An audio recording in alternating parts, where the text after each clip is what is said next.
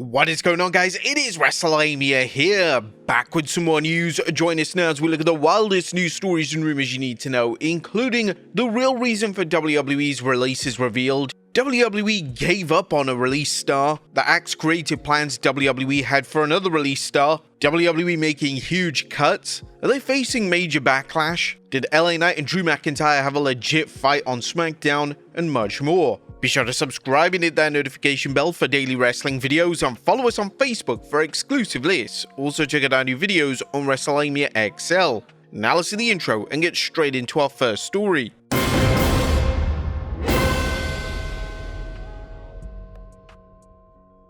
Now, first story looks at the real reason for the WWE releases. Our top story today takes a look at the fallout from this weekend's WWE releases, as it's been reported the exact reason as to why WWE have made so many significant cuts.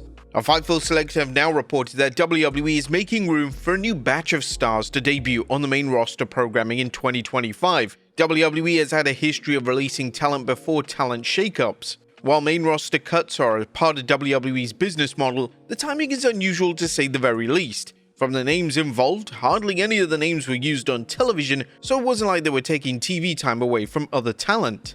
A Smackdown has now expanded to 3 hours, and WWE releasing a plethora of names when they know they need talent to fill their show is just a baffling call. Using names from NXT is a solid idea, however, NXT is a brand that also needs big names attached to it. NXT is on a major network, and they are consistently delivering shows outside of the normal realm. Taking a handful of names from the NXT roster and putting nothing in return is highly detrimental to the NXT product, and it wouldn't come as a surprise if CW Network executives took issue with this call.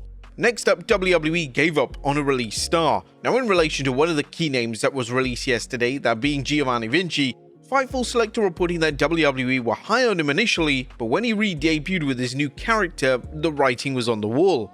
There were some in the company that were high on Giovanni Vinci upon creating the vignettes for him last year. That didn't end up conveying to TV, and most that we've spoken to believe he was pushed down the card with them knowing he wouldn't be brought back. Now, there's also a rumor that Vinci had backstage issues with Ludwig Kaiser, and this would likely explain why he was unceremoniously kicked out of the Imperium faction. But there were rumors last year that Giovanni Vinci's defeats are due to punishment from WWE because he tried to flirt with Tiffany Stratton, and Kaiser showed his discontent to WWE management. Again, this is nothing official, just a rumor that may seem plausible now. Vinci is a name that would have thrived in NXT, and it's alarming that WWE would rather release him than give him another shot on a brand that is crying out for talent at the top of the card. Next up, Axe WWE creative plans for a release star. Blair Davenport was a release that came as a major surprise, as WWE never gave her a solid opportunity on the main roster, and it's led to the questions why on earth they called her up in the first place. Nevertheless, according to Sean Rossap from Fightful Select, Blair was going to join forces with Piper Niven and Chelsea Green. Sources within WWE Creative spoke with Fightful Select and indicated that there were no substantial creative plans for Blair Davenport until mid-January. She was pitched to join Chelsea Green and Piper Niven's group, and there was a movement on that front, but it didn't happen. The news of wrestlers being released is never positive, and we're extending our well wishes to all the names released by WWE. Next up, WWE making huge cuts. Now, unfortunately, it's not just wrestlers that are being released from WWE. Yesterday, a former WWE employee who worked for WWE as a social media video editor took to Reddit and confirmed that they were released from the company. He wrote on Reddit, "Up until Wednesday, I was a video editor for their social medias. Out of nowhere, they called me about some budget cuts and terminated my contract early. I'm heartbroken. I've been a huge fan and this was my dream job. My desk was decked out and I was proud of my job. This is just me ranting and looking for support from a community I've been part of, I guess. Hopefully better things are coming." WWE are evidently making serious cost-cutting measures, but with WWE revenue being as high as it is, this really doesn't make a lot of sense. This is definitely an issue that needs to be directed towards Triple H at the next WWE press conference. Next up, could WWE face major backlash? WWE often likes to avoid releasing talent whilst they're on the injured list. However, this weekend, WWE made an exception and decided to release Carl Anderson. A Fightful Select noted that releasing injured talent is very out of the ordinary for WWE, and sources are digging for more details on why WWE made this move. Thankfully, although he's been cut from the company, Anderson is reportedly in good spirits. WWE may have overhauled the way they release talent, and if it's a new policy that injured wrestlers are up for the chop, then WWE are going to receive a significant backlash and media scrutiny, and rightly so. This seemed like a playbook out of Eric Bischoff back in WCW, where he even FedExed the British Bulldog that he was fired after sustaining an injury in the ring. Next up, John Cena accused of politicking. Drew McIntyre dropped another yet incredible social media promo this weekend, and in the promo, McIntyre decided to target John Cena.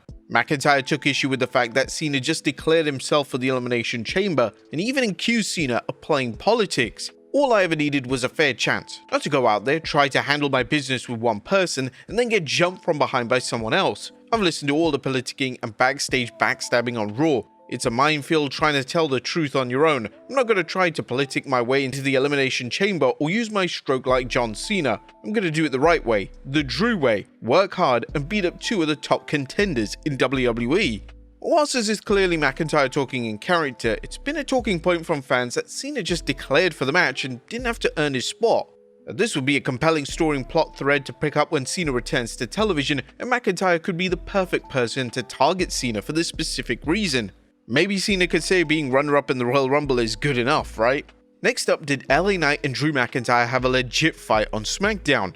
Now, the feud between LA Knight and Drew McIntyre is heating up, and following a rather physical commotion on SmackDown this week between the two, there was speculation that the heat is genuine and legitimate. However, that isn't the case, and although LA Knight's promo and of course the brawl between the two did seem real, according to Fightful Select, there's no real tension between the two talents. McIntyre is reportedly set for a WrestleMania showdown with Damian Priest. However, due to the positive reception to the McIntyre and LA drama on SmackDown, there's been a push from fans to see WWE to pivot.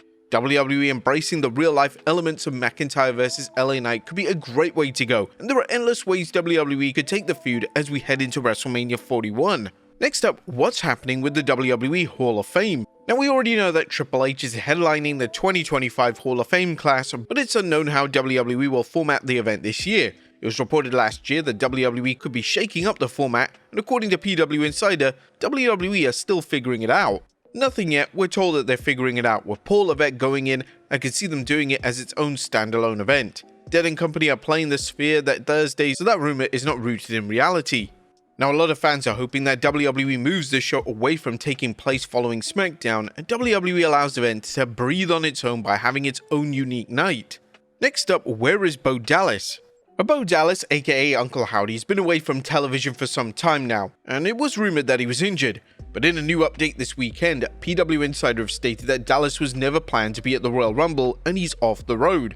I was told he was never scheduled to be there and isn't currently on the road for the company. The WWE are still proceeding to move forward with the Wyatt Six storyline, and it looks like Alexa Bliss will be formally introduced to the group in the coming weeks and months. Next up, a WrestleMania 41 match revealed.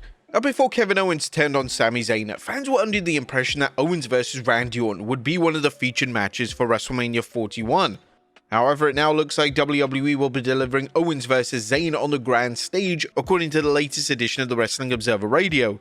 Now, there's no news in relation to what Orton will do at WrestleMania if this is the case, as Orton will need to seek revenge on Owens for taking him out of action. With the Elimination Chamber taking place in Canada next month, it's possible that WWE will deliver the Owens vs Zayn matchup there and run Owens vs Orton at WrestleMania 41. However, time will tell. And finally, Seth Rollins buries AEW. Our final story today takes a look at how Seth Rollins has taken a cheap shot at AEW. Naturally, it has social media talking. But the shocking NBA trade involving Luka Doncic has now transitioned over to the wrestling world, as Rollins was asked by SiriusXM if AEW and WWE were ever to make a similar trade and how it would look, and Rollins gave a rather negative stance on the question. You'll make some headlines with this one. I don't think there's anybody in AEW that's on our level. You're probably looking at it. If you're looking at LeBron, that's like a John Cena level guy. I'd be looking at a John Cena for an MJF maybe. That'd be the deal. Luka would be MJF. That's the level. That's how crazy that is. That's a surprise that Tony Khan didn't take issue with Rollins' comments, and I'll be interested to see if there's any backlash directed towards him. But there you have it, folks, the wildest news stories and rumors you need to know. Be sure to leave your comments down below, and I'll see you next time with some more wrestling content.